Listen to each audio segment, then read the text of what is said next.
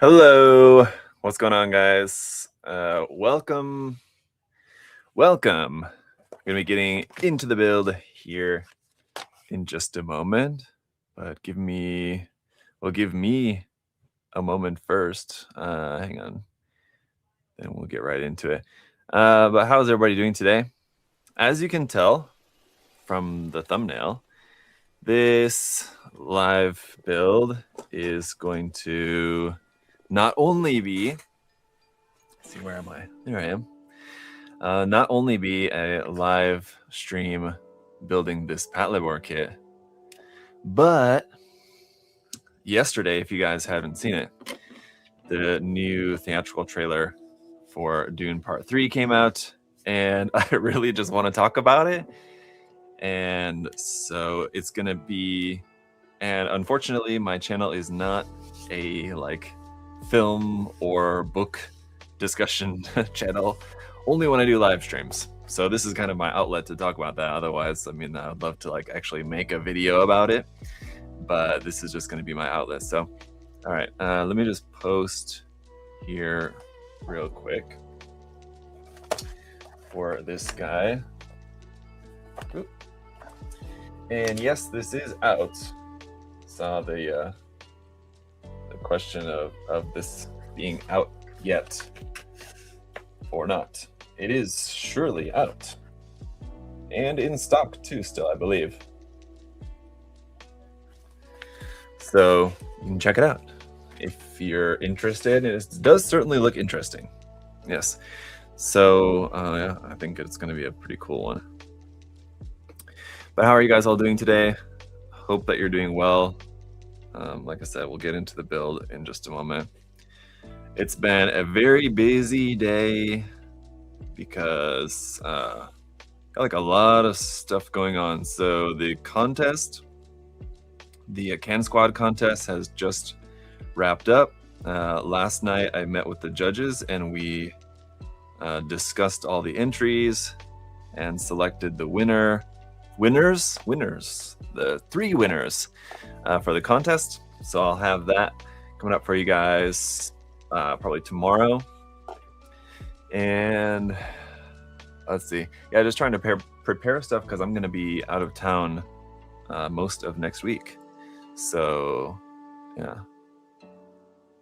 this kit looked cool until I saw the price tag. Oh, what even is the price tag? I guess I don't actually kind of really even know offhand. Oh, let's see. What's gonna be better? I don't know. Oh yeah, I can just do this. Okay, hang on. I did want to, I think. Okay, we'll talk about it. All right. I was just kind of having a different thought there. But let me see. Oh yeah, it is. It is quite pricey, isn't it? That is surely all. I hadn't even looked, I hadn't even noticed what the price is on it. All right, sorry, give me just a second. And we'll get right into it.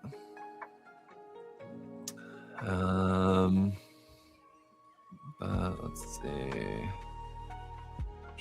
Where am I?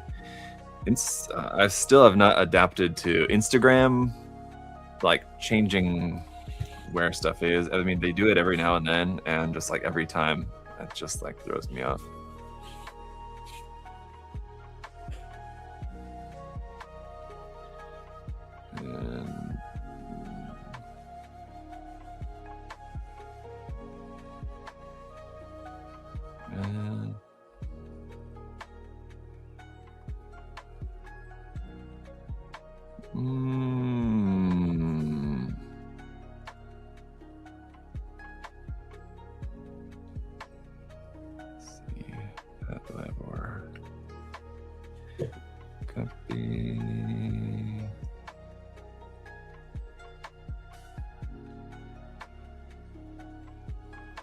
Put some worm ride on that.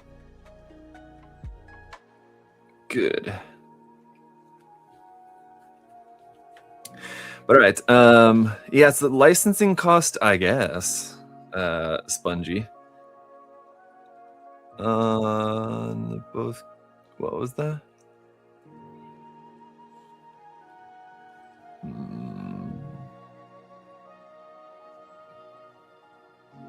Yep, expensive for not all the accessories. I'm not a huge into paddleboard, but the price was a big no for me. Yeah. I mean, I get that. All I can tell you guys so far, just and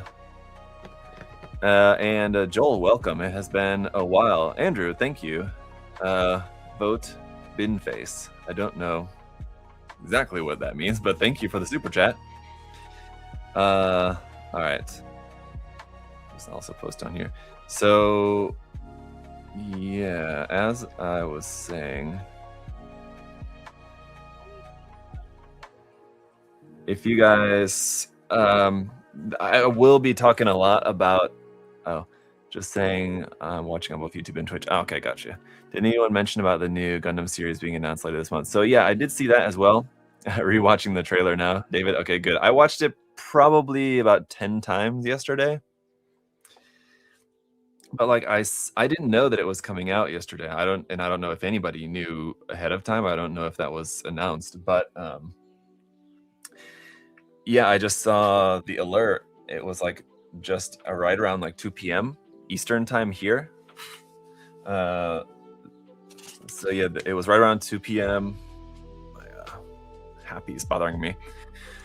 And I saw the alert come through, and I've got like a pretty big computer screen here, but I was like, I just want to wait till I get home so I can watch it on like my big TV at home. So it was a very agonizing wait for like 3 hours until I could get home to watch it. Watched it a couple times in a row, just on the big TV at home, and then like later on in the night, I kind of watched it a few more times just to kind of like really try to take it on, because there's a ton of details in there. A lot of new shots, a lot of new stuff that we hadn't seen in the teaser trailer before, which already the teaser trailer had like a lot of stuff to make you kind of guess as to what's all going on with it. But there's a lot more meat to chew in this full theatrical trailer, and yeah, I want to talk about it because there's a lot of stuff. First of all, I will just say that it certainly does seem very interesting, and I think like this is what a lot of the talk that I've seen about it is to exactly how the time jump's gonna be, because it seems that, you know, at least a part of the story, part of the movie, and, you know, probably the first part of the movie is going to be before the time jump, and then later on after the time jump. I don't know how the movie is going to be split in terms of like, you know, I don't think it's going to be like 50-50 before and after. And by time jump, all I mean is that like it seems that it's probably going to start right around where Doom Part 2 ended. And then at some point, there's going to be a gap in time where then it's going to go into the future as it does in the books. So in the book, that takes place between the first Dune book and then Dune Messiah, which is the second book. But we've already seen from the first two that, you know, it's following the book closely in terms of like all the key events, and then a lot of just like the tones and like main story things and stuff going on. But it's certainly not following it exactly. I mean, there's a lot, as is always the case, you know, when it's a film adaptation of a book, there's always a lot of stuff missing or omitted for different reasons and all that. So anyway, yeah, it will be very interesting to see kind of exactly where it starts off. If it starts off like right exactly at the moment where Chani's riding off on a sandworm and Paul's just taking control, or if there's going to be like a little bit of a gap. My sense is that it's probably going to pick up like in like the following weeks after that. So maybe kind of like just shortly after. And there's a lot of talk about like how people speculating that Chani has like gone off into hiding. That's what happened at the end of Dune Part 2. I'm not sure that I agree that I think that that's what's going to happen there at the end of that. A couple things I'm going to be kind of going back and forth in my discussion between the kit and the Dune stuff. But as for the kit, one thing that I was not aware of before getting this kit, and this could also be part of the reason for the price on this, is that there's all the white and black plastic is all like high gloss plastic. So you should see it. And I'll try. There's a lot of little parts in here, so I'll keep the camera pretty zoomed in here for you guys just so you can see everything. But all the white and the black is all high gloss here. Villeneuve has done so good with the first two. Really excited to see the next one. Yeah, I agree. Do you think someone could read Dune and Messiah by December while working full-time and taking classes? I think you could, David. Like the first one definitely took me a lot longer. Messiah, I got through like much quicker. And then Children of Dune that I'm reading now is taking me a little bit longer to go through. But I think, as I said in another recent live, is just I've just had like a lot of different stuff going on, just been kind of particularly busy as of late. But I'm about halfway through it at the moment. And that's the other interesting thing, is that there's definitely a little, I don't know exactly what's all going to be in there, but a little bit of Children of Dune, in that at least it does seem like maybe Ganima and Leto, I mean, like, we know that they're cast for the movie, but we don't really know exactly how much they're going to be in it.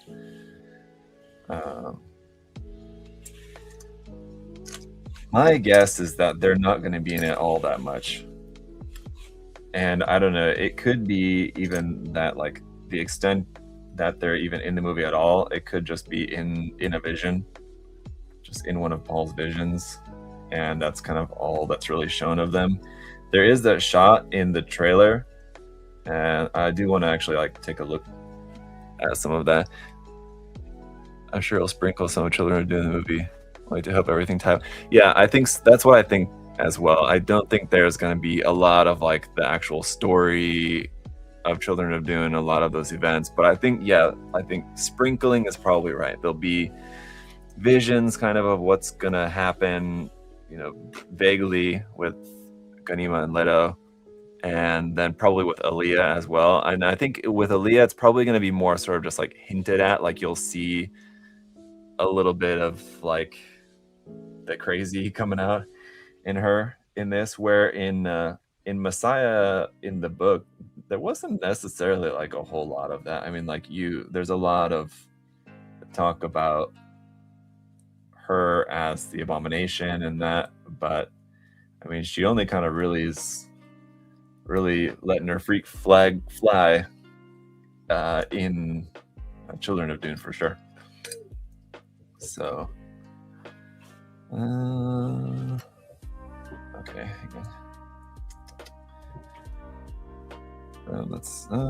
That's not it. Or do I have this upside down or something? Oh no. Okay, it's like that.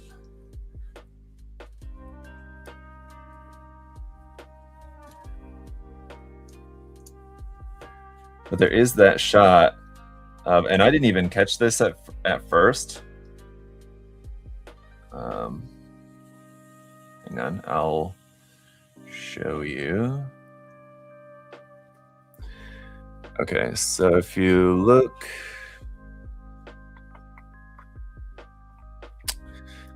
I want to put this on screen. I can switch.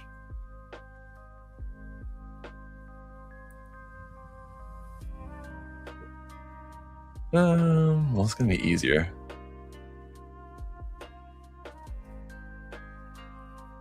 Okay, here we go. So there is this scene here. Where is it? This one here, where that looks, I didn't even notice it. I mean, I just kind of figured it was like just, you know, especially because the scene you're just kind of looking at Chani right here. But I'd seen that people thought that this might be Leto and Ganima, which, yeah, maybe, yeah, actually, it kind of makes sense. And this is obviously much younger though than, because we know who was cast for those characters, and they're definitely older. So it could be that, and I can't remember the names. One is Jason Momoa's son to play Leto, and then the other one I'm not sure. But anyway, they might be the ones that just like show up in visions of when they're older. But this might be them when they're like young, which, yeah, they're certainly not that age at any point in Dune Messiah. So yeah, there's definitely going to be, I mean, if that is them, there's going to be sprinkling, yes, of that in there. Let's see. I don't know. I'll try to get more through the build here, and then we'll kind of maybe come back at the end and talk a bunch more about looking at like specific scenes, because I want to like actually like scrub through the video, and like there's a whole bunch of stuff that I want to point out that I want to talk about. But other things that I really liked to see in the trailer, I thought I posted on X about it as well. If you guys saw that, happened to see that. But how's this going here? Okay. I really liked that. It looks like they're really trying to capture the scale of Paul's palace. That's one thing that's definitely talked about a lot at a number of times in the book. It's just like emphasizing just how huge Paul's palace is, and there's that one shot where it kind of flies past, like an ornithopter flies past this gigantic statue of Paul in front of the palace, and yeah, I mean, it looks massive. So that was really cool. Where is this? Okay. I really like Florence Pugh. Anyway, how do you say it? I really like her portrayal of Princess Irulan, because, you know, and from every time, like when I watch like different like YouTubers talking about not even like Dune in particular, but you know, anything like that, people kind of come away from books and movies with different takes, right? Kind of different impressions of things. And I've definitely experienced that, like just things that I like how I read the characters to be. And then maybe it's just because I've only read the books once. Maybe after reading the books through again at some point in the future, I might like feel differently about some of the characters, perhaps. But anyway, in reading the books, in particular in Dune Messiah, and it hasn't really been at all that much in Children of Dune, but yeah, Princess Irulan. Well, yeah, she's in Messiah, yeah, or in Children of Dune. She hasn't really been in it all that much, like directly, I guess, at least at the point where I'm at.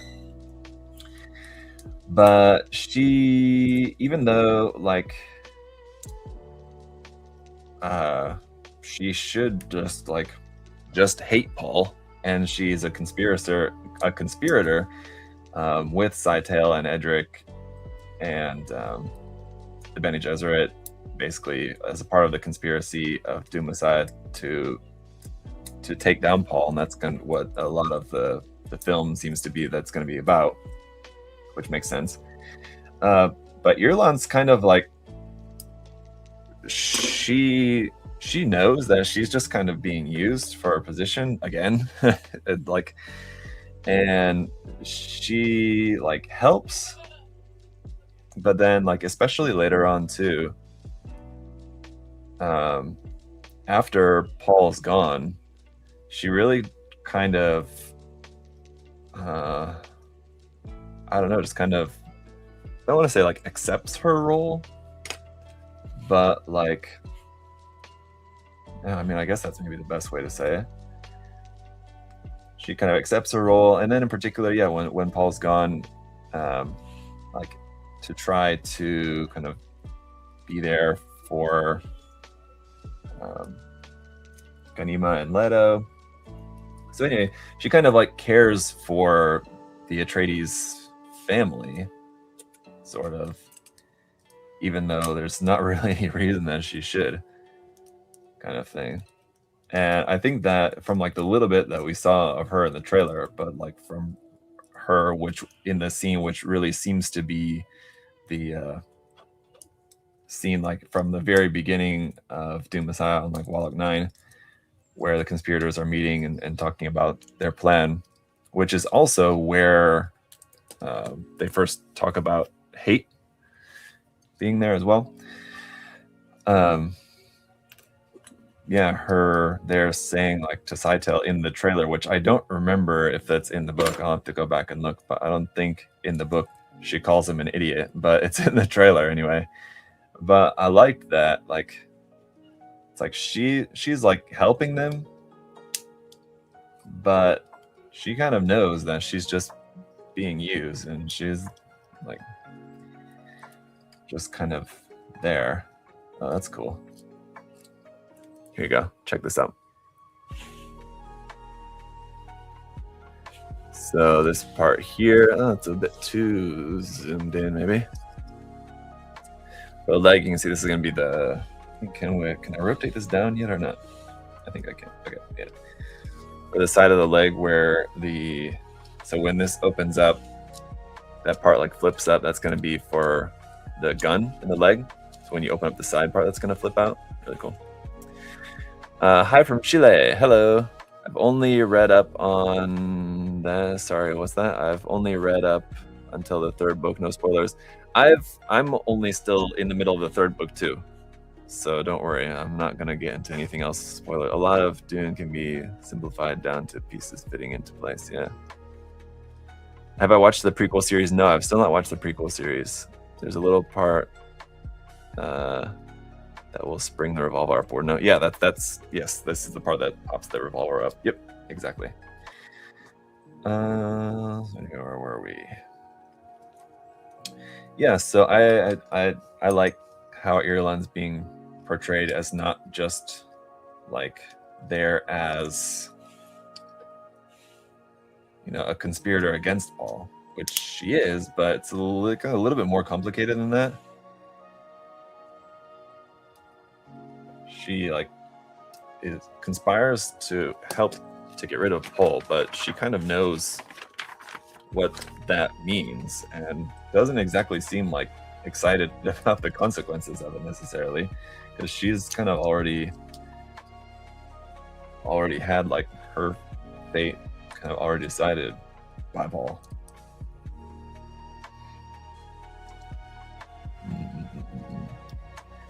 So that looks really good.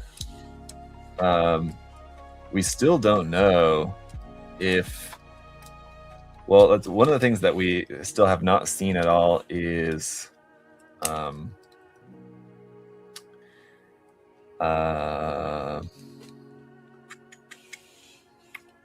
that's the wrong side. There we go. What's his name? Farouk. We do have like that image. There's like when they came out with like the portrait images of like all the main characters, there was that image of him. Oh, that's pretty cool too. When you open up the side, the bullets kind of like pop out. I don't know if you guys can see that well enough. You can see those kind of fold up and then pop out like that. That's pretty cool. We had that image of Farouk, but we've not. I don't think, as far as I can tell, we've not seen him in either the teaser trailer or the new theatrical trailer. So both him, he was a pretty important character, especially to the whole Stoneburner sequence, which is obviously that's for sure going to be in it. There's the side there. So that's going to be a big part of it. We've not yet seen Farouk in anything. There is a scene in the theatrical trailer that I think it might be Farouk, and it's just kind of hard to tell. But aside from him, we've also not seen or know of if Bijaz is going to be in it at all. And I've seen a lot of people guessing that Bijaz will not be in it, that Denis Villeneuve will not is not going to be including Bijaz in it, which I don't really know why or how. I mean, I trust that if he is, that he'll make it work, but I don't know. He's such an important part of Hate's character, and Hate seems to be like a really important character for the film. I mean, he is in the book as well, but I mean, like in particular in the film, it's like there's a lot of Jason Momoa, and he seems to be like he's going to be like kind of the big, not antagonist, but kind of like the big kind of sort of opposing force, sort of, to Paul in his role, which is not exactly as an opposing force, but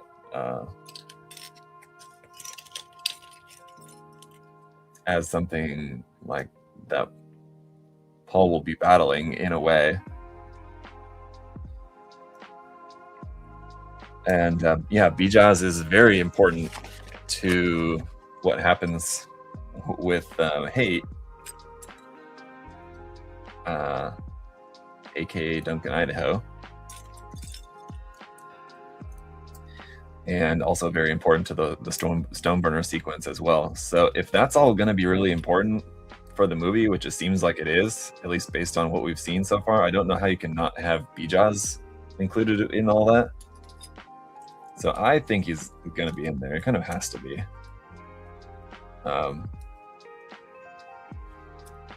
And again, like we also kind of already know that Farouk's going to be there.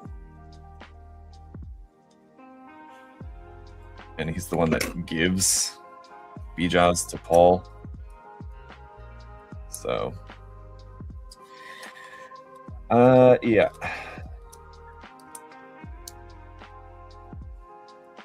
It's sad that there's not going to be more of a Rebecca Ferguson. It kind of makes sense. She's not really at all in the story, but she's just so great as Jessica.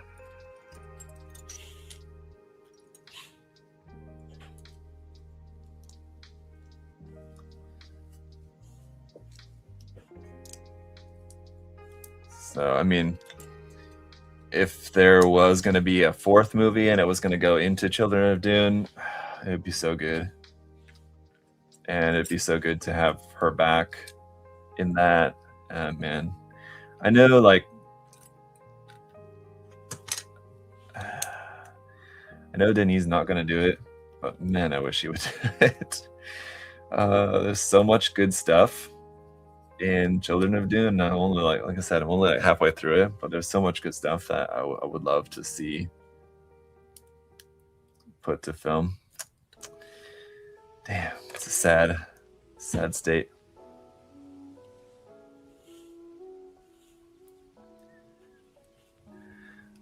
Anyone here been hitting the Gundam base pop-up in Orlando? So I've not been.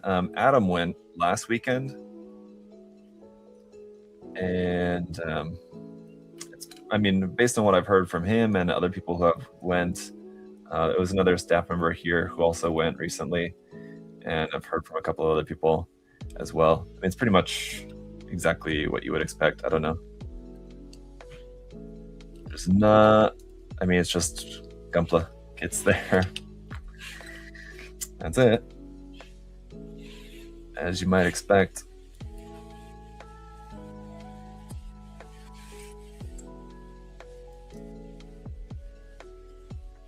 Children of Dune definitely ebbs and flows with its pacing. Yeah, I'll give you that. I kind of like. I really like it. I don't know if it's not like because of that or in spite of that, but I like a lot of what's been going on in it. I just posted like the other day. There was a bit. So like I had just finished the tiger attack scene with Leto and Ganima being attacked by the tiger, and then ultimately like, parting ways there. And it was such a good chapter. I was just like, I have this like running joke to my wife, with my wife now. Like whenever there's like a chapter that I really enjoyed, I just go to her. I say to her afterward, I was like, man, Frank was really cooking with that one. So like I was saying that to her after reading that. I was like, man, he was really cooking with that chapter. That was really good. But another thing too that I really like, when did we put those in? I missed that. Another thing that I really like about what we're seeing so far with part 3, with the film part 3, is that I love the fact that it opened, that the trailer anyway, and then I think this is kind of indicative of what we can expect with the movie, that the trailer opened with a scene with Paul and like a intimate, like they're fighting or Chinese mad or whatever anyway, but it's an intimate scene with Paul and Chani, because that's honestly probably like my favorite part about Dune Messiah, the book, is like just that you have some really great moments just with Paul and Chani. I don't want to necessarily say like humanizing for Paul, but I mean it just kind of really gives you like kind of the best understanding of like Paul's motivation. You can really see like in like the chapters where it's just like just like him and Chani, where and just like their relationship. And so I was hoping that that would be, you know, a big part of the third film, and it seems like it is going to be like really focusing, which makes sense. I mean, like for a big Hollywood movie, I mean, everybody loves a good love story, but it is. I mean, there's a lot of, I mean, you know, people just know it as like this sci-fi epic, but there's a lot of like the romance of their relationship is really good. It's really well written in the book, and so I really enjoyed reading that part, and really happy to see that in the film as well. So yeah, so here's our legs. So the inside of both the legs open up with the ammo in there. Both of the legs have that, but on the outside, only the one leg opens up where the pistol is going to pop out. The other one does not. So the other one doesn't have that mechanic inside there, so there's not as many parts inside in the frame. But there's how that's looking so far. I want it to be 4.5 hours long. Man, I would love it. I would certainly appreciate it. Yeah. The Golden Path. There wasn't a critique on my end. It definitely occurs in the books too. What's that? I haven't read on further as I have been able to find print copies. Do you think part 3 will encompass all of Messiah? I've been avoiding the trailers, but don't mind those slight spoilers having read the book. Yeah, it does seem like it. I mean, like, it does seem like it's going to cover like the majority of Messiah, which is relatively short. I mean, I think there's going to be, even though the book is relatively short, I think there's still going to be, of course, a lot of stuff from Messiah that's not in the movie. But as I was saying before, like one thing is we still haven't seen, for example, anything of Bijaz, who's a pretty big part, especially in like towards the end of the book. He's so far not known to be in the film at all, and a lot of people are anticipating he's not going to be in it, but I think he will. Do you still read or look at the assembly instructions? Yeah, I've got the instructions right here. Yeah, it's just not on camera. This is probably like one of the largest pieces in the whole kit. Just this part here for like the top of the chest. Just as an aside, by the way, and here's our little pilot figure here. This kit is in 1/48 scale too, by the way, if you guys were not aware. So it's a little bit different. The Moderoid kits, I believe, are 160 scale, I think. So this is a little bit larger than the Moderoid kits. And the old Bandai Master Grade kits, I think, are 1/35 scale, if I remember correctly. So it's a little kind of in between. That was for the pacing of children are doing with the critique comment. Basically, a lot of key things tend to happen in small amount of chapters toward the end of each. Yeah, I mean, I get what you're saying. It's don't quite know how to describe it.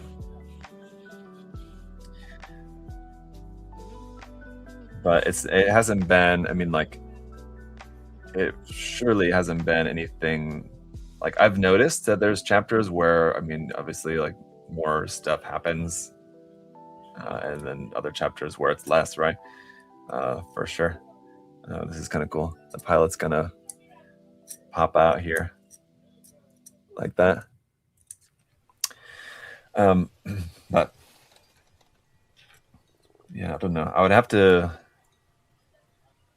like really kind of think about how like I'm trying to respond to that, like talking about the pacing of it. I have to just kind of like think more about it. I think I definitely like agree and take your point about the pacing of it. But like, yeah, I have thoughts, but I'm not exactly sure how to express that.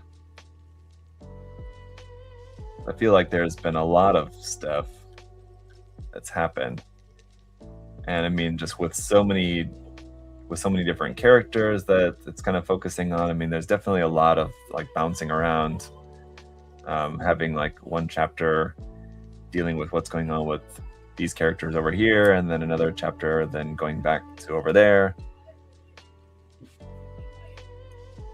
etc., etc.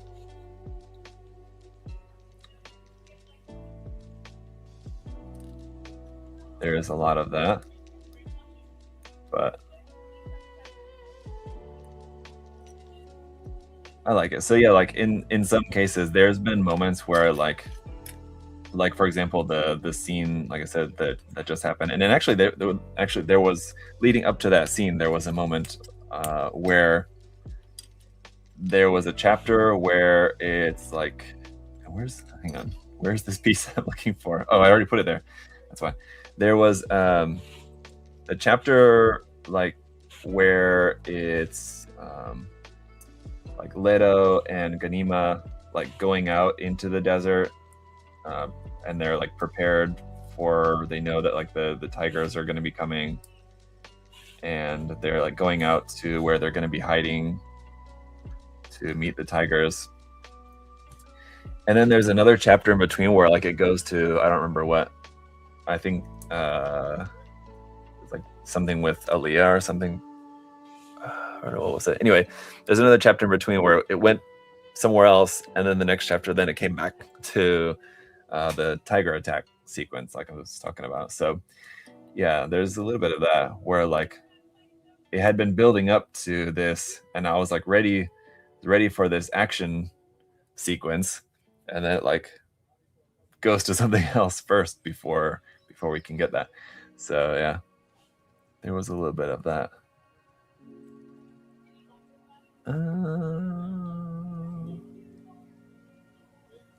What am I doing with this?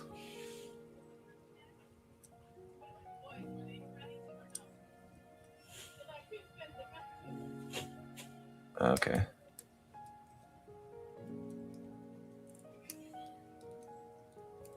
That's all. Very interesting construction. Another thing to note about this, if it wasn't already clear, and a lot of you guys may have already known this, but with this kit, there is none at all of like the pre-built inner frame, which is, I mean, which has been the case for a while with a lot of real grade kits. Something that we've seen like less and less and less of over the years, but it's certainly the case with this one, where we just have none at all. So some people like that about the RGs, and they're sad that that's kind of gone by the wayside. I don't really have a preference necessarily one way or the other. I mean, if the kit's good, then I'm happy. And this seems like it's certainly going to be a really nice kit. Albeit expensive though, for sure. I hadn't realized before you guys mentioned it at the start of the stream just how expensive it is. I will say it's quite the build so far. All right, we've got one of these situations here though where the parts don't fit in there super tightly at first, and you kind of have to do a little bit of balancing. Here are these parts for the opening chest.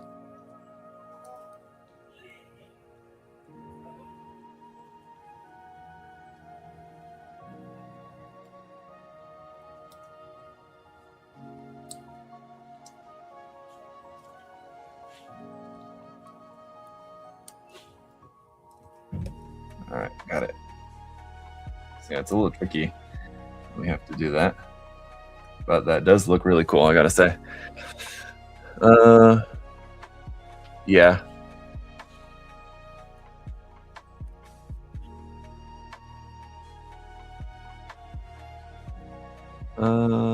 Hi Zach, I recently ordered the MG Wing 0 EW Verka. Does the peg have a problem, and do you have a way to prevent it from breaking? John, I didn't have any problems with that kit, and I would expect you won't either. Just be careful with it. I mean, it's a model kit, you know, at the end of the day. Just be careful with it, and you shouldn't have any issues with pegs or anything like that. Not only did I build that kit, but I also built it, took it apart, painted it, put it back together, and never had any issues. So I think you'll be okay. All right, so we got our front and back kind of halves, sort of the torso frame there, so that goes together like that, and there's our pilot inside, and then this part here at the back, which seems like a kind of battery pack of sorts, although I'm not entirely sure.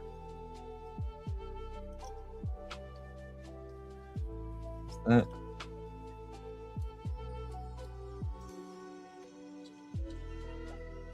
the neck joint.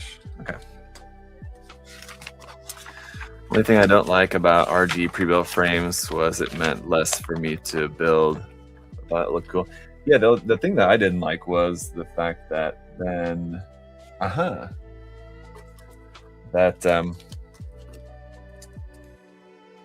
that made those parts harder to paint, usually, because then they're like pre-built. So if you wanted to paint, it usually just kind of meant like more masking and stuff. Now, I was curious about this. So there's this little vinyl tube.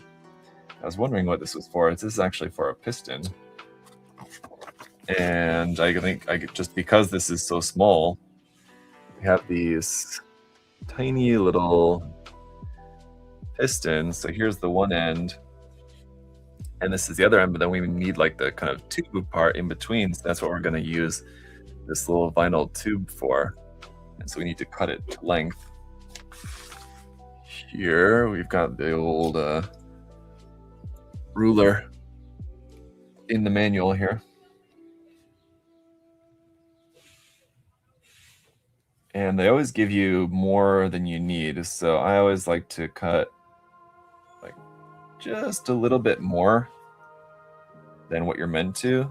Like not even like a full millimeter, but like half a millimeter especially when you're like in this case, maybe not quite much more, but especially on like the kits like the Master Grade Mark II or something where you have like those mesh cables. And it seems like we probably have about double. Oh, where are we? Seems like we have about double what you need. So you've got plenty of extra there, which is good. But especially on those parts like with the Master Grade Mark II, like the mesh hose bits that go in like the knee joints, definitely cut a little bit more than you need, because it's much easier to then, if it's like too much, you need to cut it down. It's much easier to do that than for it to be like kind of too short. So you put the little bit on there, and then this fits in here like so to make our teeny tiny little piston detail. What's the smallest kit? What's the smallest MG kit? Is it the F91 Victory V2? I don't know which one is technically smaller, the V2 or the F91. They're pretty similar as far as I know, but someone could probably tell you. They're pretty close in size, I'd know that.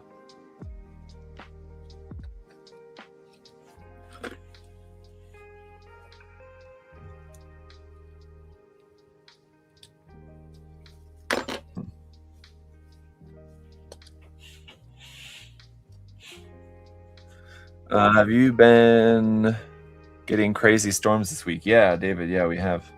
Like every day, it's like right around this time, we've been getting storms, rain, like thunder. Yesterday, we didn't get any rain, but it was just like thunder and lightning for like hours, like all evening. But no rain, at least where we were at. And I don't even think it rained like here in Daytona either, as far as I know. Oh, that's pretty cool. All right, so yeah, it's the pistons in the kind of neck, top of the torso, sort of. Very interesting. Okay.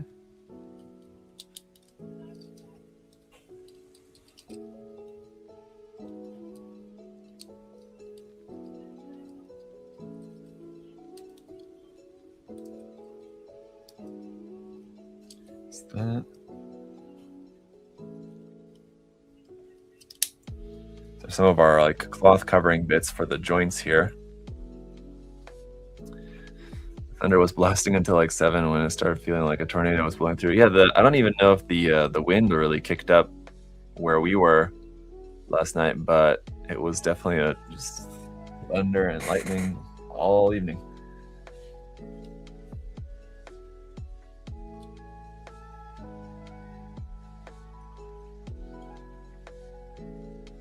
Where's that go? I think it's right there.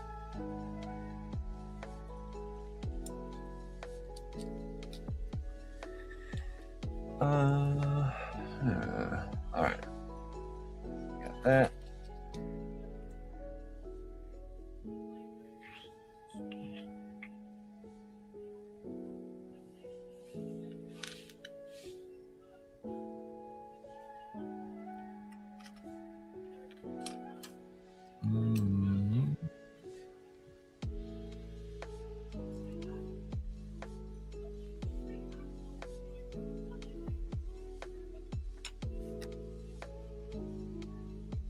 Kind of odd the way that this part is shown in the manual. Kind of in the picture in the manual looks a lot smaller than what it actually is. It's kind of one of those where like the angle of it is very deceiving.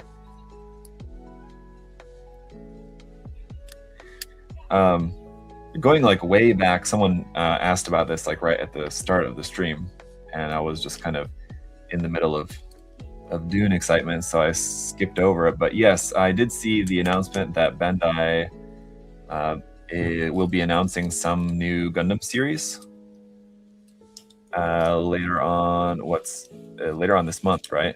In about 2 weeks, and I guess it's at like a San Diego Comic-Con or something like that, right? So that will certainly be interesting. kind of, I mean, it's interesting just for nothing else but the fact that it's being announced here in the US. So that, I think, as other people had pointed out, that does kind of make you think that it could be something which is like definitely more tailored for Western audiences, which could mean that it's, you know, whatever the new Gundam Wing animation project is going to be. So that's certainly a possibility. It could just be that they're going to drop the trailer for the new Seed Freedom movie, but I guess in like the image talking about the announcement, it did say that it's a new series, right? I'm not sure. I didn't look at the translation of it exactly. Now, a lot of these metallic stickers I usually don't put on like the frame, but these are a little bit different in that they're actually meant to go on the back side of our clear parts, at least these ones anyway. The back side of the clear parts for the lights. So they're going to help make our lights nice and bright and shiny. So that's pretty cool. This is 16, which goes on that side. But like it's such a tiny surface, to get this teeny tiny sticker on is the only problem. So where's this going? Here. It's also the case that this clear part, this clear orange part there, is going into a black part. So it's kind of nice that putting that sticker on there to make sure that's nice and bright, because otherwise, I mean, putting a clear part into any kind of dark part, especially just like pure black, the clear part's just gonna like disappear. So having that foil sticker on the back side definitely should help out for sure. So I will say, just my impression of the build so far is that it's very impressive from just like a technical standpoint, just like as a model kit. I mean, just the way that the kit is engineered and everything, they really put a lot into it. You know what would have been really cool, even more so than an RG Ingram, would have been an MGSD Ingram. So just after recently reviewing the MGSD Destiny, and just kind of every time when I build one of those, it always just reminds me just how great those kits are. And yeah, after building that, it's like now thinking about MGSD stuff, like an MGSD Ingram would have been awesome.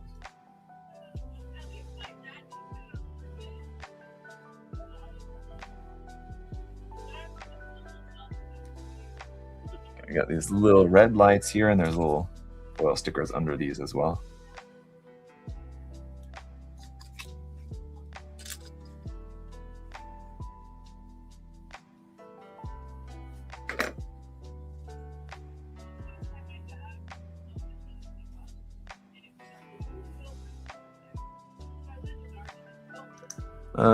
Dreaming of MGSD Night Gundam, man, that would be awesome. I'd love to see Bandai do like a Night Gundam kit. I don't really care what it is. If it ended up being like a MGSD or even an HG, an MG would be awesome. Either an MGSD or an MG would be preferable, but even an HG would be cool to have it in like non-SD proportions. I would take any of those options. There's our lights, little pop-up lights here in the chest. This is definitely a kit that you're gonna want to have tweezers, I think, on hand, just for popping these little parts here and there.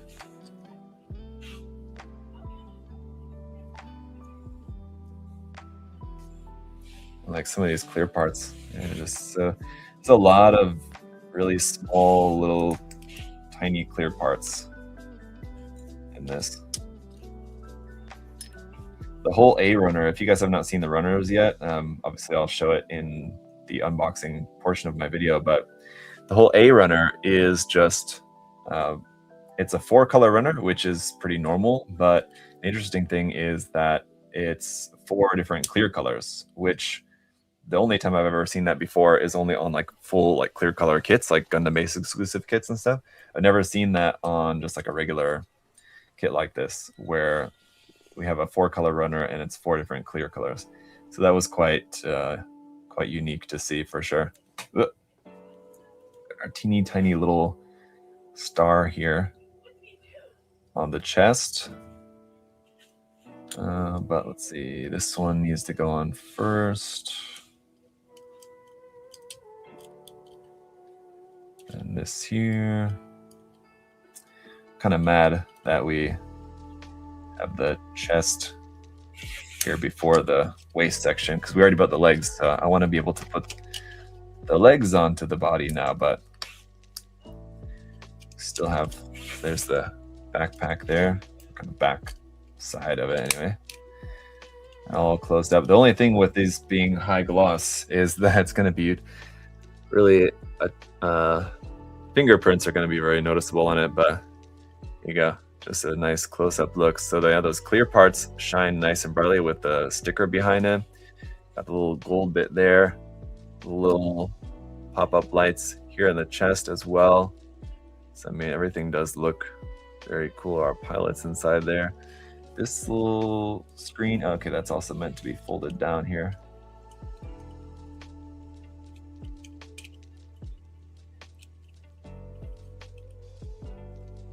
Just like that, that's it. Just supposed to go down further, or that's it? Just like on top of the guy's head here?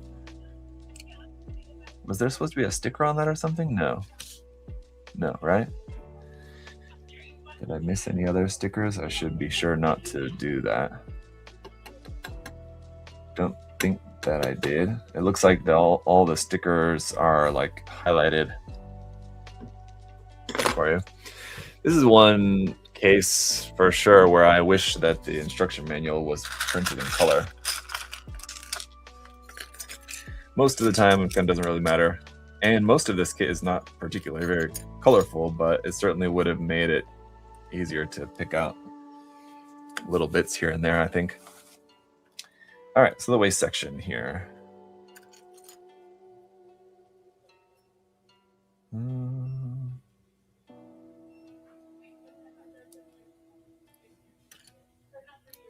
It's not a whole lot of parts to the waist section because it doesn't have like skirt armor and all that necessarily.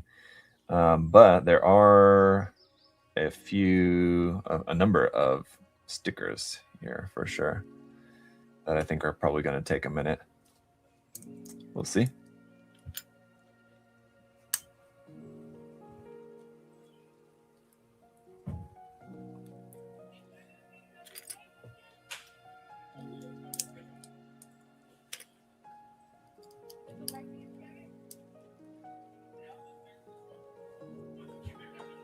All right. I think my first MGSD was the Gundam Base exclusive Freedom Gundam Clear Color. Nice. Remove the backpack to pull the pilot down. That's what I thought. The pilot is pulled down, or should be. Okay, so that pops out. And then, yeah, you can... Here's the lever on the back for pushing the pilot up and down. If you want to have him up like that, you can have him...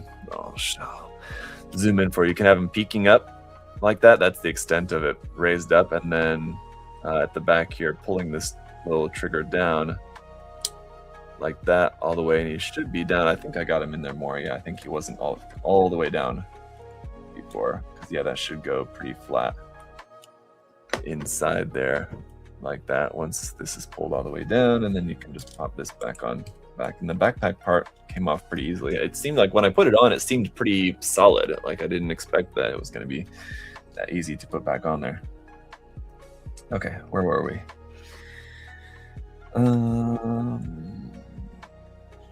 This part together here first. Oh, yes. Okay, so back to the Dune talk here about the trailer. There's another bit in the new trailer that made me so happy to see, because the scene which I used for the thumbnail here, for this live stream of the Fremen at the ocean. And I remember reading the book after reading that scene, because like that's another scene that like really has a lot to do with Farouk, because in the book Farouk is the one that's telling that story. So that I don't know how that story is going to be shown in the movie, if that's going to be like Farouk telling the story in the same way that he was doing so in the book or not. But that scene, after reading that, like I remember saying to my wife, like talking to her about it, I was like, I really hope that they put that in the movie, because it was such like a beautifully written scene. It's kind of like Frank Herbert has these moments where he kind of slips into sort of like a very poetic way of writing at different moments, especially in Dune Messiah, I felt. And yeah, really hope that I was really hoping that scene was going to be included. And so seeing that, and I mean, I don't know exactly how it's going to be portrayed quite yet. This is not the right part, I think, for this, is it? Here, I can't tell.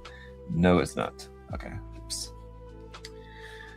But yeah, but super happy to see that scene, and I really am looking forward to seeing that scene in the movie, just to see kind of how that's portrayed. Because in the book, I mean, it's such a poetic and impactful part of the book, because it's basically Farouk telling the story of when he and like his Fremen soldiers, when they got to that, it's on a different planet, when they get there and kind of see an ocean for the first time, how much it like really changed him, and just like it had such a deep impact on him and the other Fremen soldiers there, and in different ways. And it's just really, like I said, just really beautifully written. And I hope, and from what it looks like in the trailer, that it's going to be quite impactful, just from how you can see like Stilgar's expression there on the beach. From what it looks like, that's going to be a pretty like powerful scene, I think. So let's see, we'll do 18 first. Some of these clear parts you can see I didn't cut from the runner, or I didn't cut entirely yet, just because I wanted to make sure, number one, they didn't get lost, and number two, just because they're so tiny, I wanted to make sure I could see like which one's which.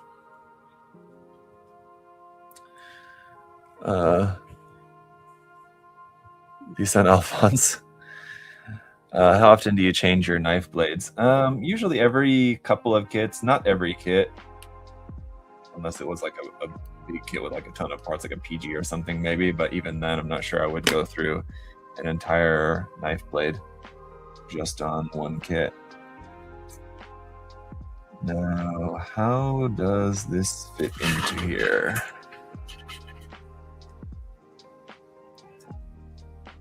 This is very hard to see, and I think this is right.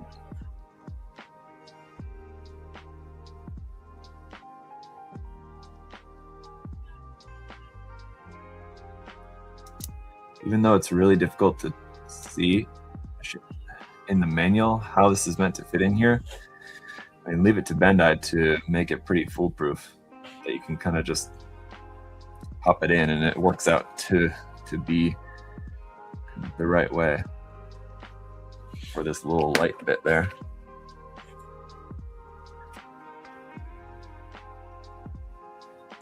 Okay, and I'm trying to make sure I don't miss where we put the stickers in here as well.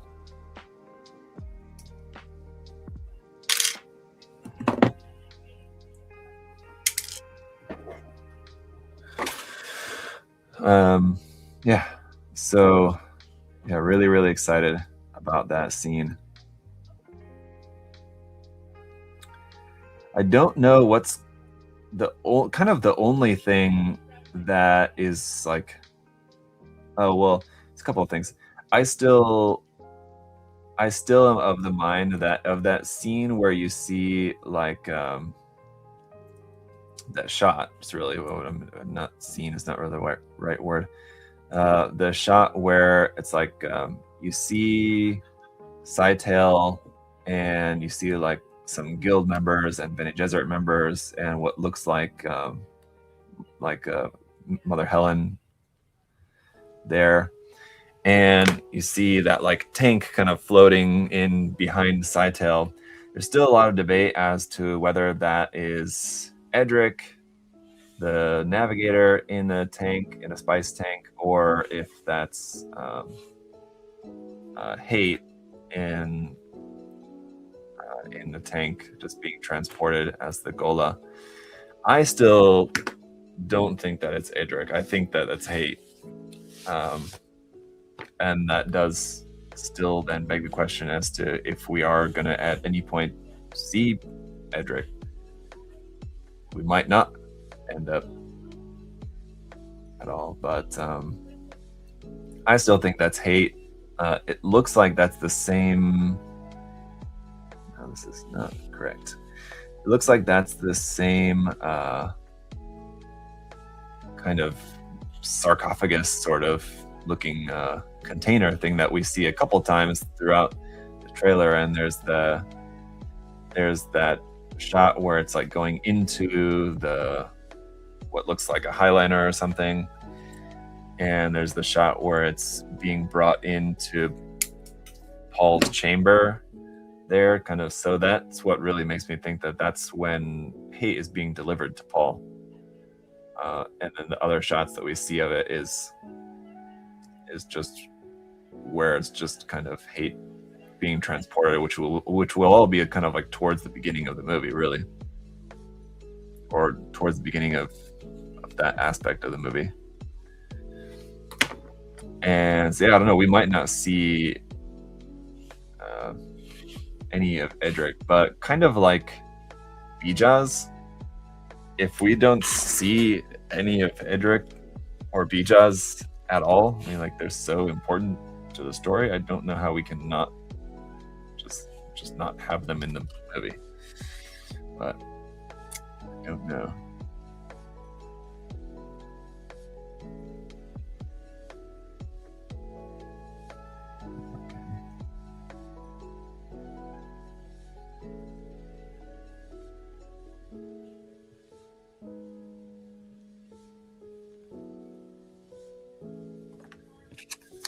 Kind of tricky little stickers to get on here.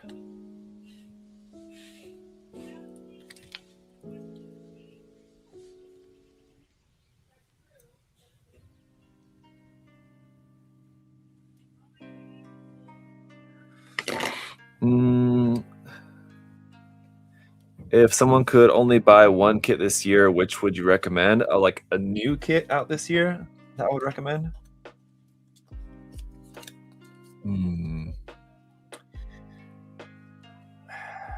I don't know.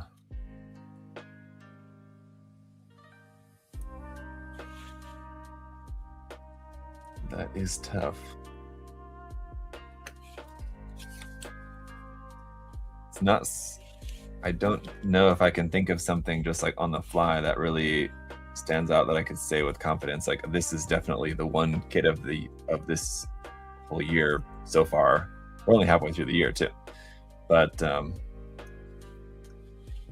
yeah, I couldn't say. I mean, the MGSD Destiny is really, really good, but if you're not really a big like Seed Destiny fan, then no matter how good the kit is, you might not really be all that interested in it. It just kind of depends on what you're typically into.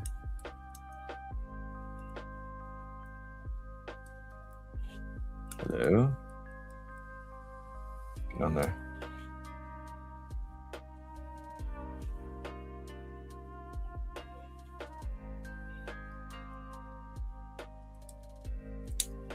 There we go.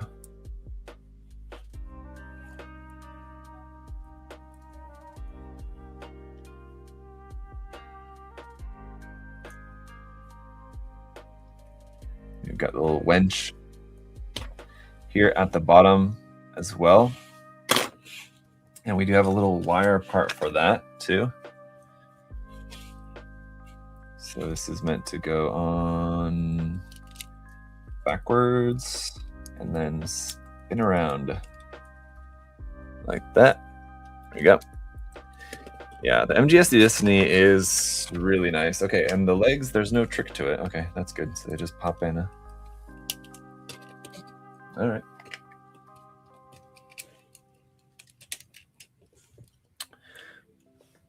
Nice. Okay. Arms are next.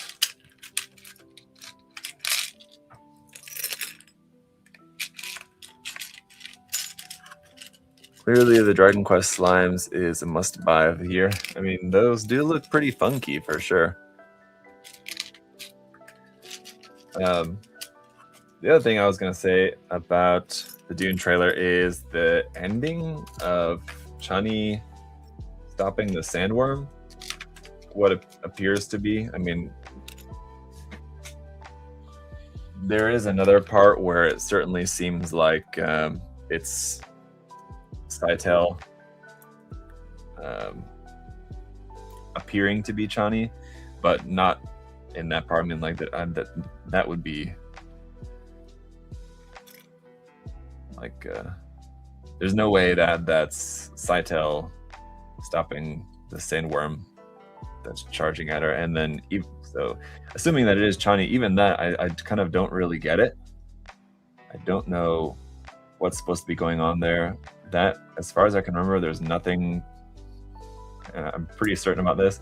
There's nothing even close to anything like that in Messiah for sure, but even in Children of Dune, I guess there's one part.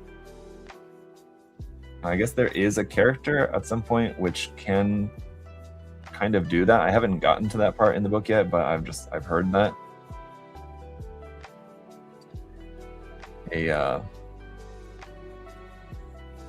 They call it just like a worm rider character who has kind of more control over the sandworm, sort of. But I don't know what's going on with that with Chani.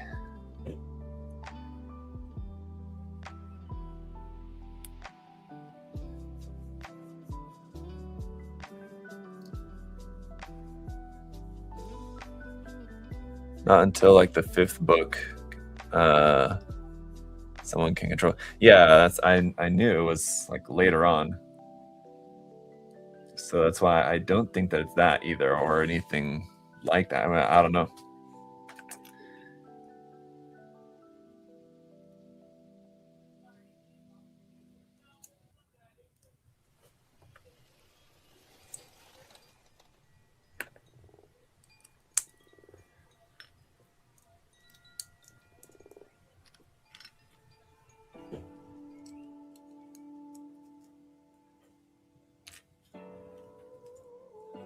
Been kind of like slow progress on this just because it's a lot of really little detailed parts. I'm glad that it's kind of the build speeding up a little bit here in the arms. That's basically one of our arms done here. And let's see. And we've got a couple of hand options. Then they're just going to be fixed pose hands. We've got fixed pose fists, open hands, and then like weapon holding hands as well. That just fits into there nice and easily.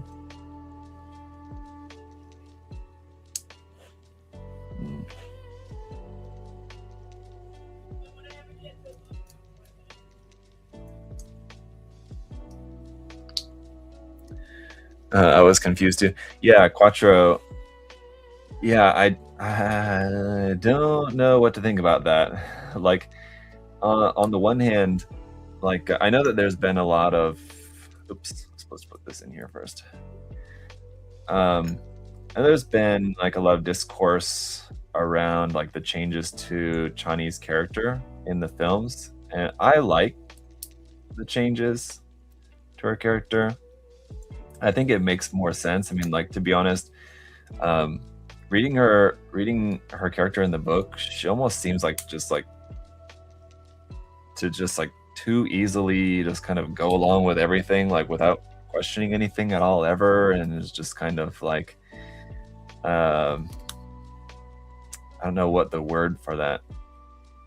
best word for that would be, but yeah, she's just kind of just goes along and doesn't really have a whole lot of agency, which I don't need. Like, it's not like I want a strong female character kind of thing. It's just that I think her character in the films is a lot more kind of realistic, which I appreciate. That's it for the arm. The arm is done. And so I like how she's portrayed in the movie.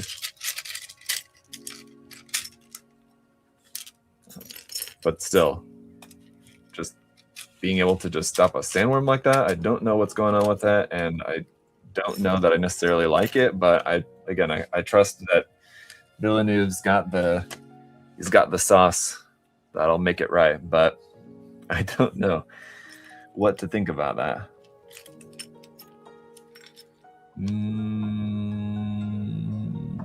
Okay, I gotta go backtrack a bit here.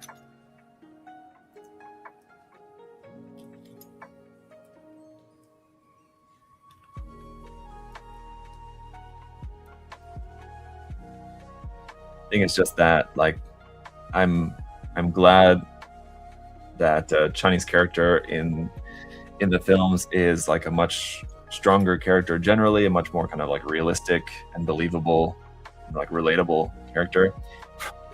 But that, like, being able to stop a sandworm like that seems definitely getting more into like they call it Mary Sue territory. That's kind of what I'm a bit worried about. Is Mary Sue right? I'm like questioning myself. Where they can just like do anything. That's what I'm just hoping that it's not going to be the case.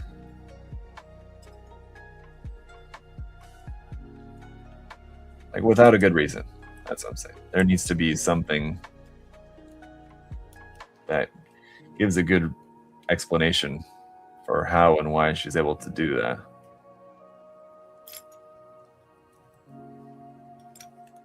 I don't know at this point what that would be. Mary Sue. Okay, right. That's what I thought. That's what I said, right? I think so.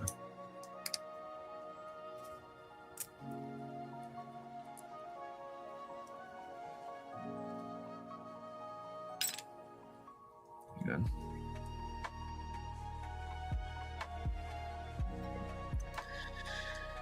Wasn't fitting on there for a second, and I thought that maybe I had missed a nub or something.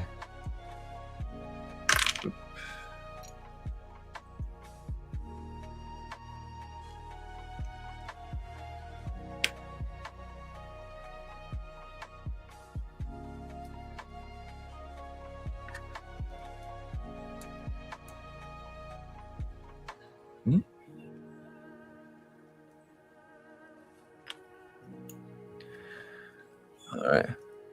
She gets more. Huh? She gets more shine than the 85 movie. What's 85? Oh, yes, right. The old movie. Yeah, for sure. In that movie too. I mean, like, I guess that's a bit more true to the book, maybe in a way that even in the old movie, she just kind of like. I haven't seen that as many times as I've seen the new movies, but yeah, my recollection of her in that movie is just kind of like very similar to the book, just kind of like shows up and kind of just goes along with everything.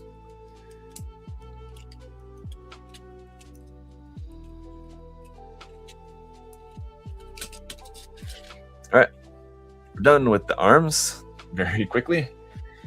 And now we can go to the head. Definitely the legs and the torso are the most complex part of the construction for sure.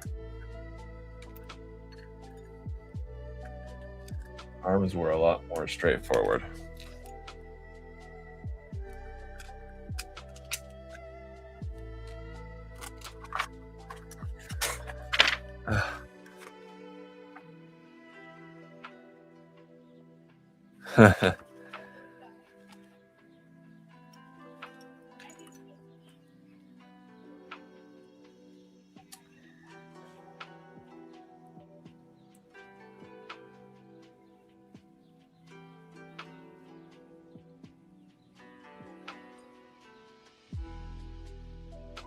Got the iconic bunny ear fin here on the side of the head.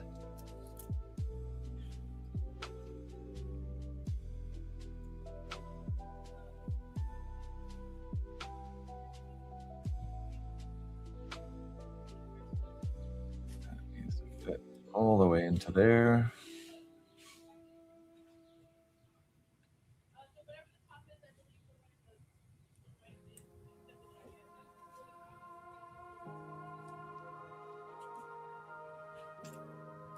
Interesting. We've got a couple of, literally a couple. We have two different options for the face mask. And I'm curious to see how easily interchangeable those are going to be.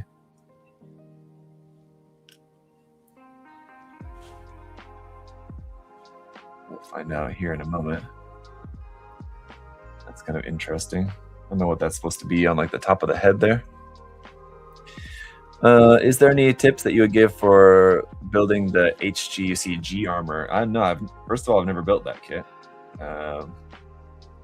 But I mean, my assumption would be that it's probably pretty standard. Nothing too crazy. That's including the ARC 78-2 is included with that set or not? I don't recall.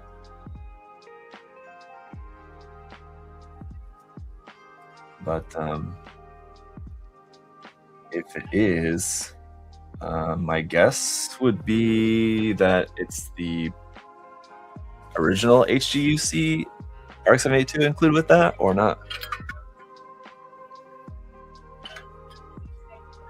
It's a modified HGUC. Okay, interesting. Would have been cool if I don't remember when the G Armor HG kit came out, but it would have been cool. Oh my god, these tiny little decals here. Oh, it's a square. Why is it a square? That's not good. Wait a second. I don't think that's right. It's not right. That's not even the right one for that. Okay. Don't know where that goes then. Actually, would have been cool if 18 and 19. Okay. The ARC 78-2 included with that was the G30th version, because that's definitely a favorite of mine. I really like the G30th HG kit. It's nice proportions, nice details. And 19.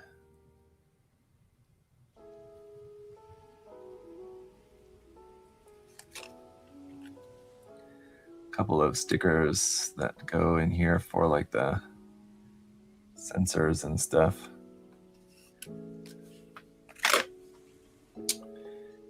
And the face mask.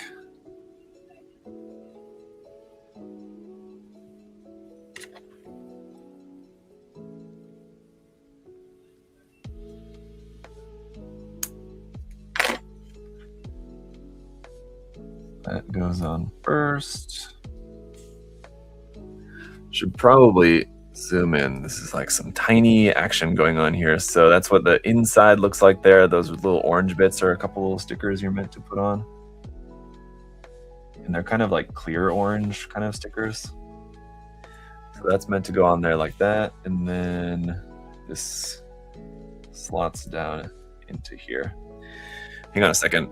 y'all. I'm gonna put you on mute for a second while I take this call.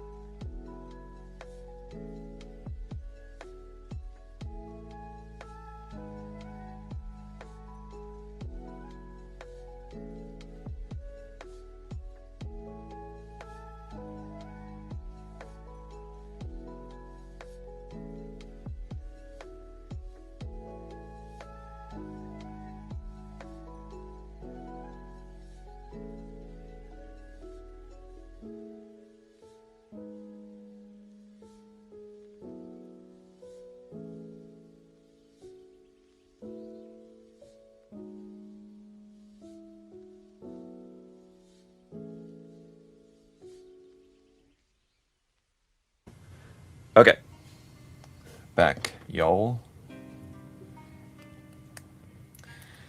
Okay, so that's the end of the head, and here's the other face mask. That's not pushed on there all the way. Hang on. Kind of tricky to get the clear parts in the back side of the mask there, but you've got a clear, even though, I mean, like, kind of what's the point of having the clear green part in there? It's such a tiny little gap, but I mean, I guess if you're just wanting to be precise, you've got that there. Anyway, there's a clear green part there, and then here's our head. I couldn't get this this part here. I kind of don't like this little gap that we have there. It's minuscule, but it feels like the part's not pushed on there quite all the way, and it's just not wanting to, like, I can push it and you can see that it's kind of, I don't know, it's kind of disappearing a little bit when I push it, but it's kind of popping back up a little bit. I don't know.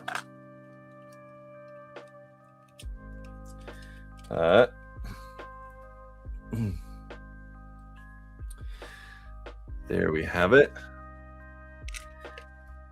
Very cool. There's a couple little accessories here, not a whole lot, as someone alluded to earlier. And let's see, not much. The pistol, like with all the rest of the black parts, is molded in a high gloss black. That's kind of fun there.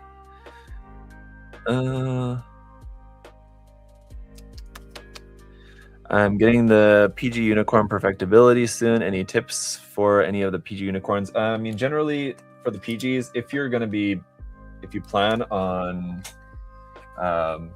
having the LEDs in it, I would build it with the LEDs from the start.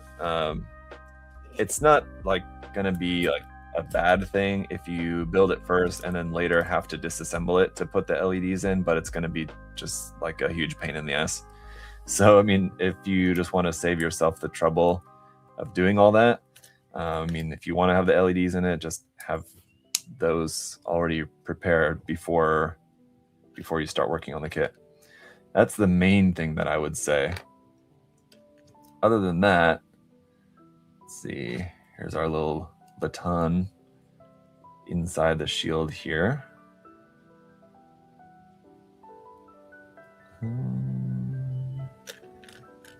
Oh, okay.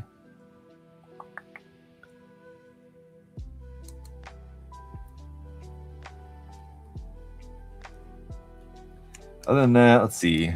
PG Unicorn.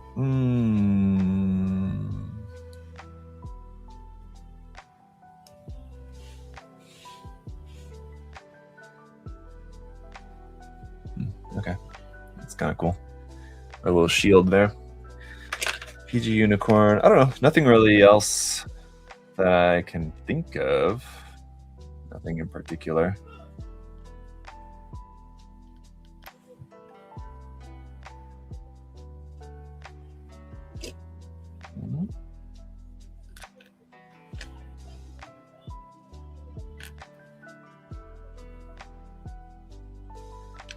One hand and the other hand, and what about the backing? Oh, there it is, the backing for this hand. And then this part is for the wire. And how long is the wire meant to be? Any particular length? It just says cut to the desired length.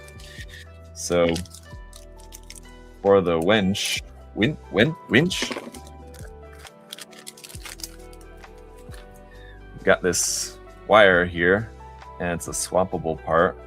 You're gonna swap out that part in the waist for this one, and the wire just fits into one end like that, and into the other end you got this little hook, and that's it, like that. And a fair amount of wire here. If you wanted to do it where it's got it like all twisted up around it, whatever, you can do that. Don't lose those parts. You've got the baton, pistol here, and so yeah, the pistol is gonna go into the leg. Let's take a look at that actually. This leftover parts and stuff over here. I'll put some more of the decals on later on because I feel like the decals for this are pretty nice. We got some cool decals there. The pistol. This one, you just pop that out and it just slots into there, huh? That's it. So that goes in there like that, and then when you close this, it hides inside and then pops out like that. I mean, like, it's a really cool gimmick. And does that make the kit worth the price? I mean, this alone, maybe not, but it's one of a number of pretty cool gimmicks that the kit has, for sure. So just like details, design, proportionally the kit. What do you guys think about it? I do think it's pretty nice. It is a spicy meatball for $70. Yeah, I don't think like with the white parts and the black parts being high gloss, I don't think that's the case, that it's the same as like any time we have like metallic plated kits, that always increases the price of kits quite a bit for the plating.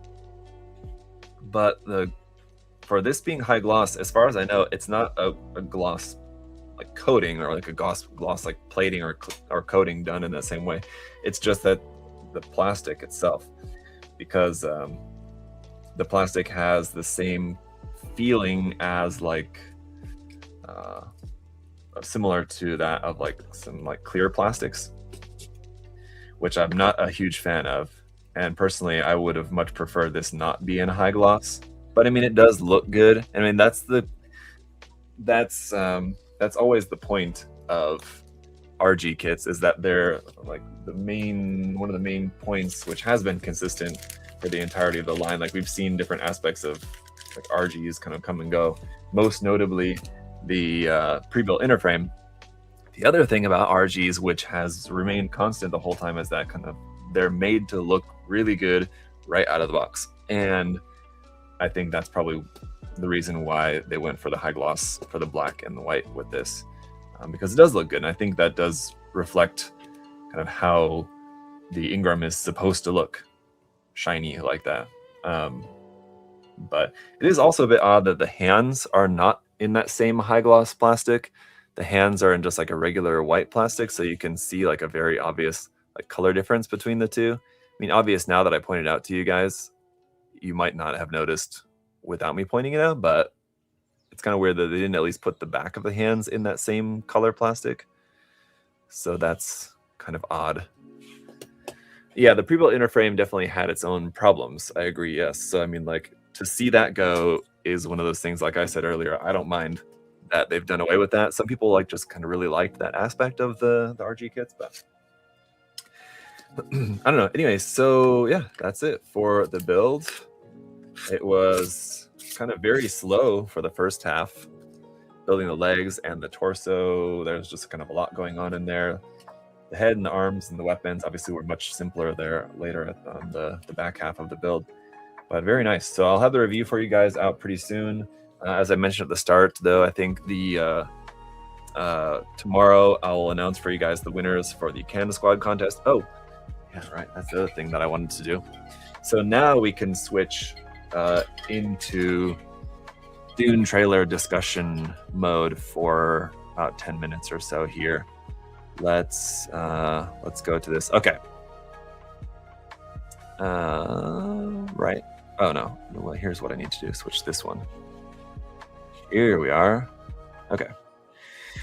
So let's just skim through this here a little bit, see what else there was to see. Yeah, I mentioned I like that it starts off with this scene here. Just kind of makes me think that the relationship of Paul and Chani is going to be very important, and like the kind of romance and the melodrama, kind of the tragedy of their relationship is going to be really important to the film. So that's good, and that's kind of placed front and center here in the trailer as well. The action scenes look great, of course. This shot we'd seen before, and this one here too, where she's pregnant.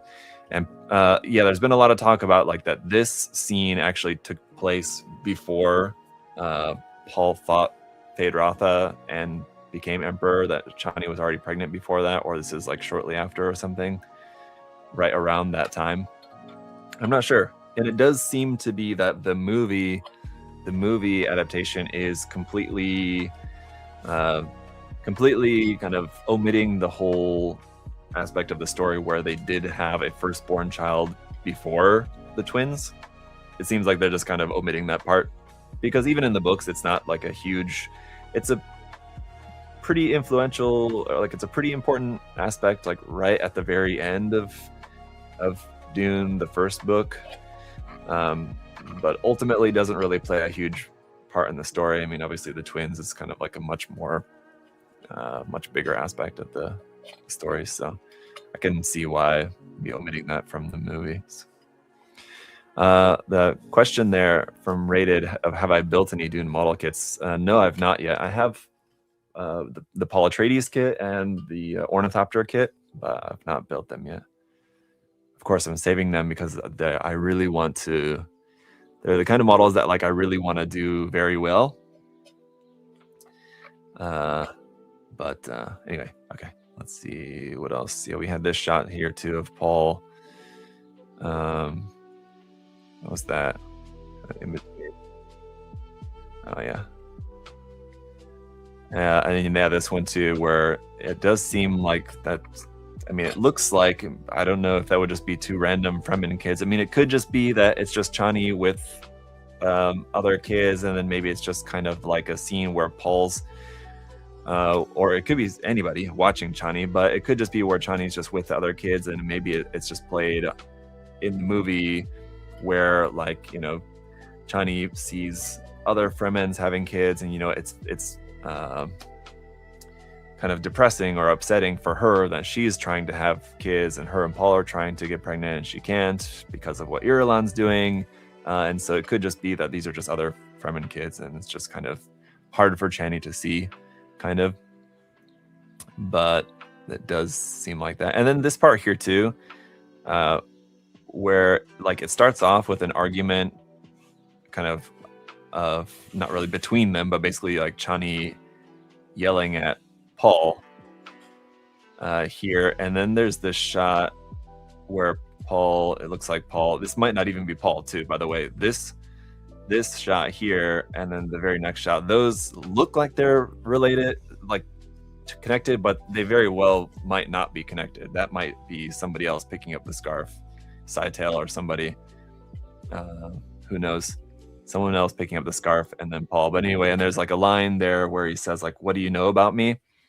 In the trailer, like at first glance, it kind of seems like it's like what Paul's saying back to Chani, like Chani's like yelling at him, and then he's saying like, well, what do you know about me? But I'm certain that that's not something that Paul is saying to Chani, but it's something that Paul is saying to Hate, because then the rest of the trailer kind of has like this background conversation of things that Paul and and Duncan, Idaho hate are saying back and forth. So I'm sure that's that line of like, "What do you know about me?" is Paul asking that to hate in their conversation.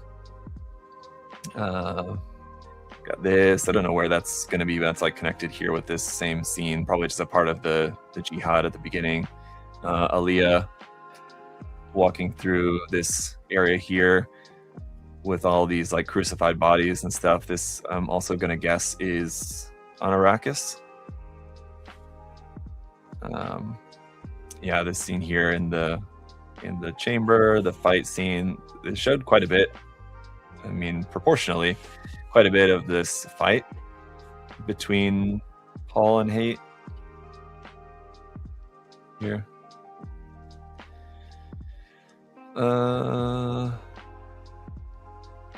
Let's see. And yeah, this part where Paul's talking with him. So that line where he's like, "What do you know about me?" I think is probably from this scene where he's like sort of interviewing Hate, kind of. Oh, what is this? What's up? Yeah, this I really love. So happy to see this, just the scale, because like the way that it's described in the books is that like the Paul's palace is like so immense that you could fit like any of the other, like the largest palaces that any other kings or rulers have ever had, like in all of history and like all the other planets and everything. Like the largest of those other, and the largest of any other palace could fit inside of Paul's palace is kind of like how it's described, just kind of like how big it is. So that's cool to see. Cool to see that the scale is going to be there for that. And then here, yes, this I'm feel pretty certain this has to be when they're bringing in Hate. Though, I mean, I don't know. It could be Edric, because it does look like these are like guild members.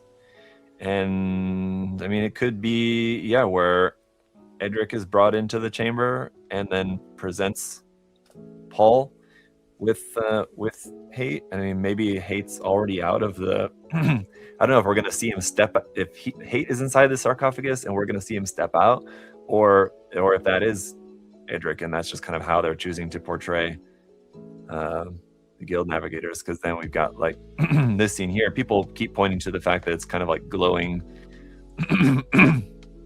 People keep pointing to the fact that it's kind of like glowing orange there. It looks like it's like spice, like a spice gas inside there. But I don't know. And there's the other bit where it is going into the ship, like right around here.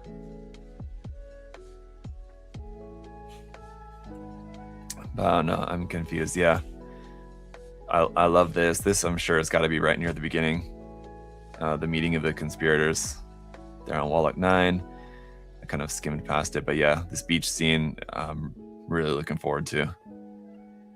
That's going to be really good. This, I'm pretty sure that is Paul's father's skull. That's Leto Atreides' skull in there. I'm pretty certain of. It's kind of hard to see. But that's what that looks like. And this we saw before. This is the first time we hadn't seen, and I don't know what the significance of this is going to be, but we hadn't seen Irulan with this in like the teaser trailer, but we did see in that image, like the portrait image of her. And I don't know what's going on with the mud face mask thing. I don't know. That's not anything from the book as far as I know, but I mean, I don't know. It'll be interesting to see. But this bit with her and Scytale is great. That's going to be really good. Aaliyah, kind of what looks to be like she's maybe leading a group of fighters here. And this is what I'm wondering, if this figure there at the bottom, kind of walking through this street at night, that could either be Paul walking through the streets of Arrakeen at night, or that could be Farouk. I'm really not sure. But that's where I was saying, like, we haven't seen Farouk yet, and this is where I think that might be Farouk in this bit, or it could also just be Paul when he's going to see Farouk, basically. But that just kind of looks like that's where we later kind of see the stone burner happen, which would be right in that same area. This is an awesome shot. People have been just kind of gushing over that for good reason. Here, Chani summoning a worm, it looks like. Here, this is what I was talking about earlier. So yeah, this could either be, you know, Hate or Edric. I'm really not sure. And now I'm just kind of more confused than ever. It's still unclear. So I don't know. I need to wrap up the stream. But this seems to be probably Paul after he's blinded by the stone burner, and then we get this kind of this bit here. It seems like this is probably meant to symbolize the golden path that Paul's seeing here in his vision. I think this is probably meant to be that, like, after Paul's blinded by the stone burner, he's still seeing, he's still able to see through his prescience. That's probably what we're seeing here. His eyes are covered, but he's still seeing everything. And then you do see him with his completely black eyes, like towards the end here. It's a bit right there.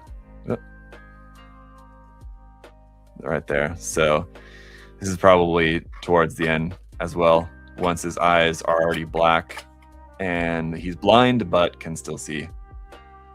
And then this is probably where this is Scytale and not actually Chani in this scene here. And then, like, Paul draws a gun on her, it looks like, but it's probably Scytale. And she asks, like, so now you finally know what it's like to be human, or something like that. Good stuff, good stuff. I don't know what's going on with Scytale here. What looks to be like he's crashing or something. Maybe where he's gonna die, but I don't know. Aaliyah coming in with Mother Helen there. That's probably also right towards the end. This shot is just, this is so good. With Duncan dropping into battle there from the Thopter. That's great. Good stuff. Yeah, I don't know about this. I don't know how I feel about that. At first, like, the first couple of times watching this, I kept going back and forth, like, maybe that's not Chani. Maybe that is Ganima. But it looks like it is Chani. There's no way that that's Ganima, right? Yeah, it's got to be Chani, definitely. Okay, anyway, I will wrap up the stream then, guys. Just wanted to kind of thank you for indulging me going through a bit of that. And yeah, that is it for today. Hope you're all doing well, and I'll see you guys next time. Bye bye.